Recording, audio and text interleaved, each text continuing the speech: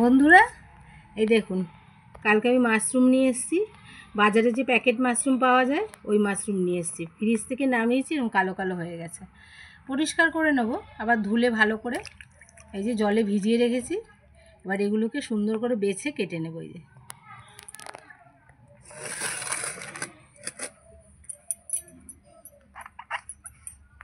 এই যে এই দুদিকে যে কালো হয়ে গেছে, এটা কিন্তু খারাপ না, মাশরুমে এরমই থাকে। এগুলো পরিষ্কার করে নিতে হবে। এই যে এইভাবে কেটে পরিষ্কার করে নেব। এই যে এইভাবে কেটে নেব।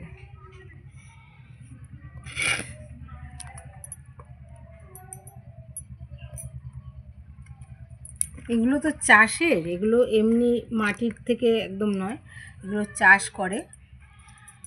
এগুলোকে ভালো করে ছাড়িয়ে পরিষ্কার করে নিতে হয়। এই যে পরিষ্কার করে নিলে এরকম।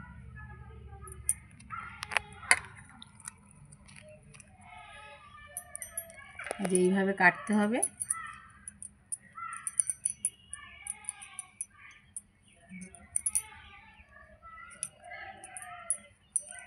এই যে এইভাবে ফেলে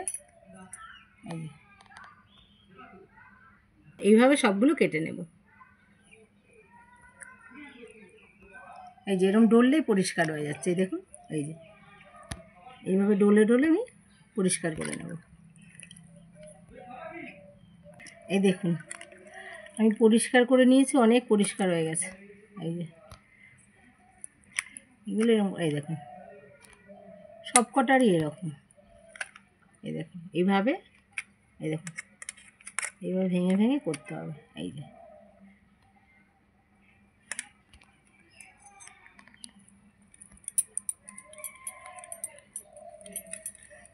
ধৈর্য ধরে পরিষ্কার করে নিতে হবে।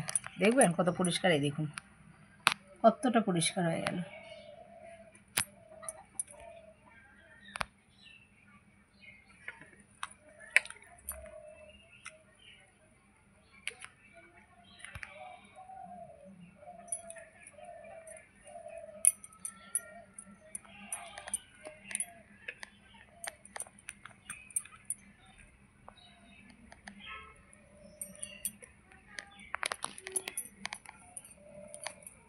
নমস্কার বন্ধুরা, অসীমার রান্নাঘরে আপনাদের সবার স্বাগত। আজকে আমি করব আলু দিয়ে, মাশরুম দিয়ে, চিংড়ি মাছ দিয়ে একটা তরকারি। সেটা তো কী করে করব দেখাবো, আর কী কী লাগবে দেখিয়ে দেবো। তার আগে বলি, আমাদের এখানে বৃষ্টি চালু হয়ে গেছে। দেখুন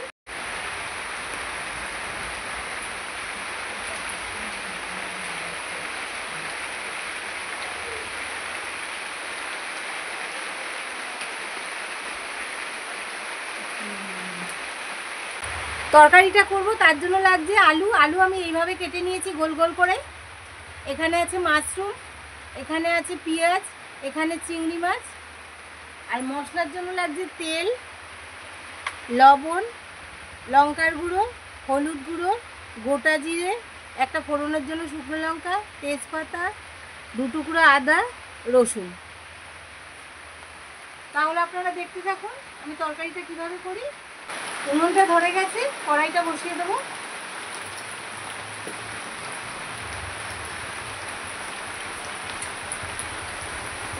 কড়াইটা পুছে নেবো, একটু জল দিয়ে দেবো।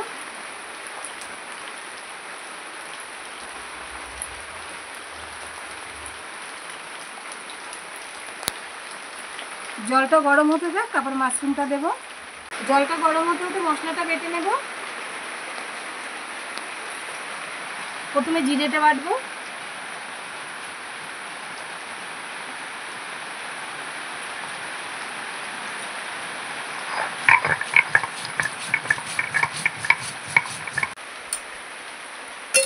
জল আমার গরম হয়ে গেছে, এবার মাশরুমগুলো দিয়ে দেবো।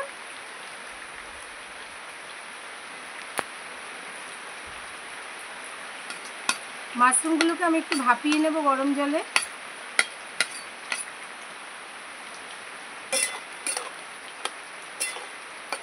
বন্ধুরা মাশরুমগুলো দিয়ে দিয়েছি, এবার লবণ আর হলুদ দিয়ে দেবো। একটু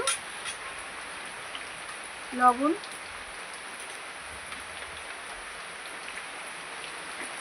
হলুদ,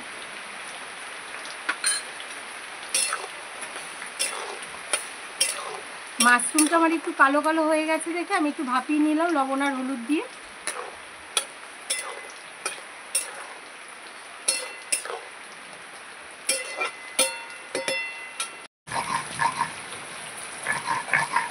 জিরেটা আমার বাটা হয়ে গেছে, আদা রসুনটা বেটে নেব।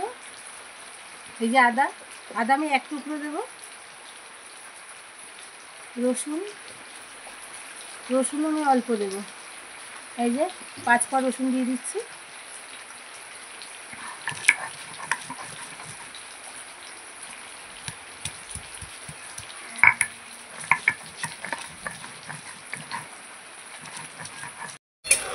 মাশরুমটা আমার হয়ে গেছে ভাপানো, এবার নামিয়ে নেব।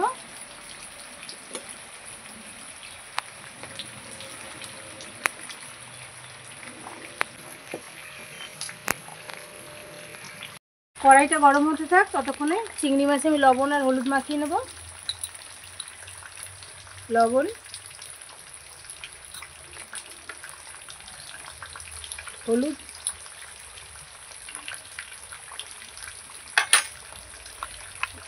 ভালো করে হাত দিয়ে মাখিয়ে নেব।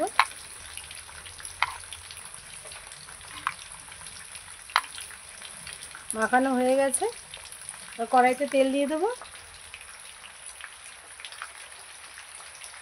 তেল দিয়ে আমি চিংড়ি মাছটা ভেজে নেব।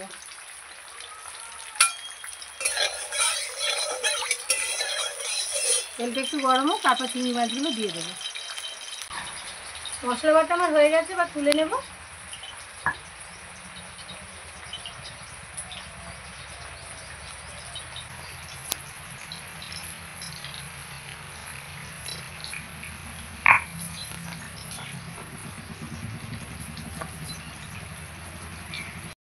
তেল গরম হয়ে গেছে, চিংড়ি মাছগুলো দিয়ে দেবো।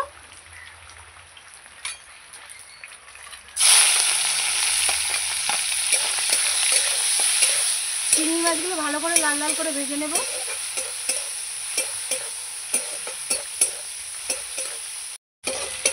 চিংড়ি মাছ আমার ভাজা হয়ে গেছে, তুলে নেব।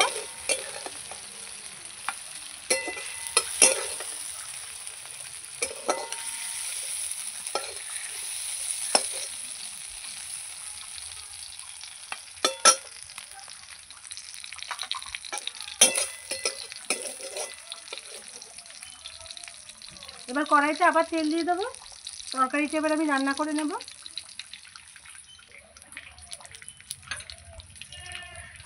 ফোড়ন দিয়ে দেবো, গোটা জিরে,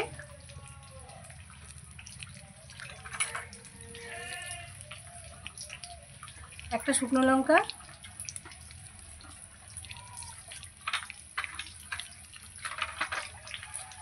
একটা তেজপাতা,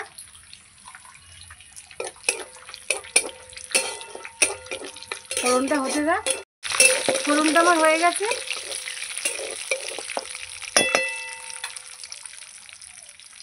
এবার পেঁয়াজ আর আলুটা দিয়ে দেবো। প্রথমে পেঁয়াজটা দিয়ে দেবো,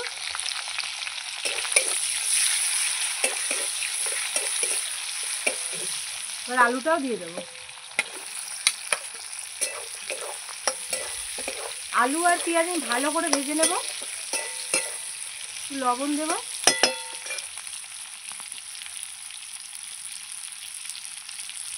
লবণ,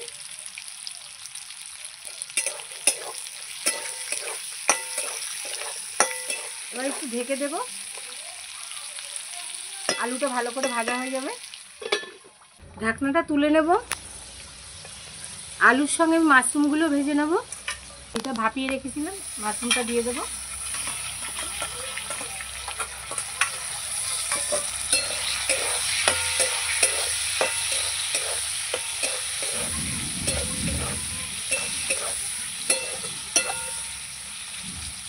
ঢাকা দিয়ে দেবো। আবার ঢাকাটা তুলে নেব। আলু, মাশরুম, পেঁয়াজ আমার খুব ভালো করে ভেজে নিয়েছি। এবার মশলাগুলো দেব। এখানে জিরে, আদা, রসুন বেটে রেখেছিলাম, দিয়ে দেবো।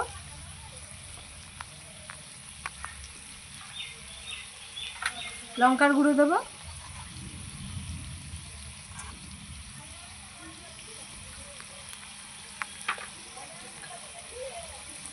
হলুদ গুঁড়ো দেবো,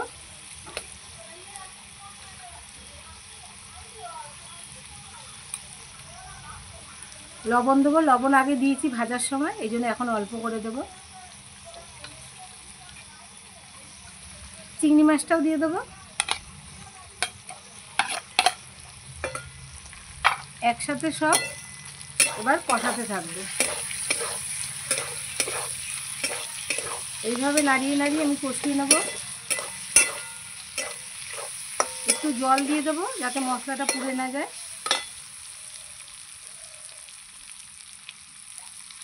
মশলার বাটিটা ধুয়ে জল দিয়ে দেবো।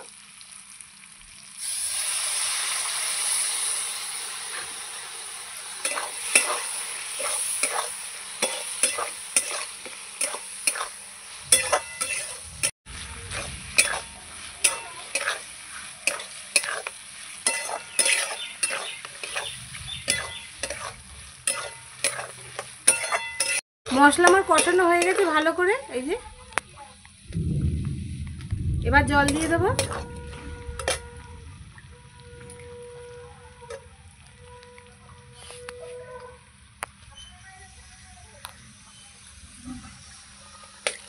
অল্প দেব,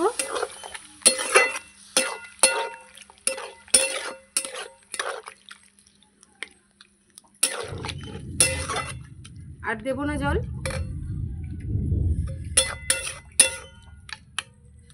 এবার ঢেকে দেব।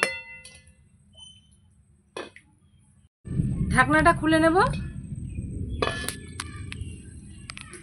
আমার তরকারি হয়ে গেছে, এই যে একদম শুকনো শুকনো করে নিয়েছি। কত সুন্দর লাগছে দেখতে। এবার নামিয়ে নেব।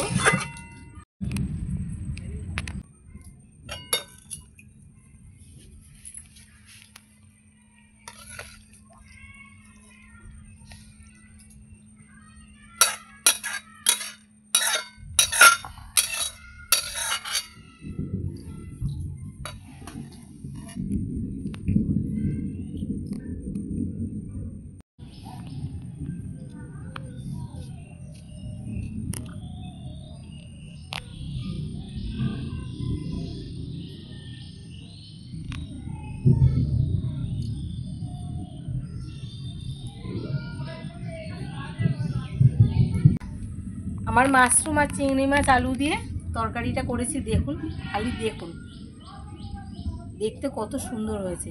দেখতে যেমন সুন্দর হয়েছে, খেতেও কিন্তু সুন্দর হবে। কেন চিংড়ি মাছ আর মাশরুম পড়েছে, খেতে তো সুন্দর হবেই।